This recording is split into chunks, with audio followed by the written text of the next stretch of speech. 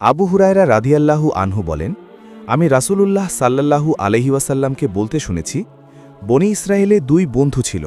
তাদের একজন পাপ করত, দ্বিতীয়জন খুব ইবাদতগুজার ছিল। ইবাদতগুজার তার বন্ধুকে সর্বদা পাপে লিপ্ত দেখত, তাই সে বলত, বিরত হও। একদিন সে তাকে কোনো পাপে লিপ্ত দেখে বলে, বিরত হও। সে বলল, আমাকেও আমার রবকে থাকতে দাও। তোমাকে কি আমার ওপর পর্যবেক্ষক করে পাঠানো হয়েছে? ফলে সে বলল, আল্লাহর কসম, আল্লাহ তোমাকে ক্ষমা করবেন না, অথবা তোমাকে আল্লাহ জান্নাতে প্রবেশ করাবেন না। অতঃপর তাদের উভয়ের রূহ কবজ করা হলো এবং তারা উভয়ে আল্লাহর নিকটে একত্র হল। তিনি ইবাদতগুজারকে বলেন, তুমি কি আমার ব্যাপারে অবগত ছিলে? অথবা আমার হাতে যা রয়েছে তার উপর তুমি ক্ষমতাবান ছিলে? আর পাপীকে তিনি বলেন, যাও, আমার রহমতে তুমি জান্নাতে প্রবেশ করো।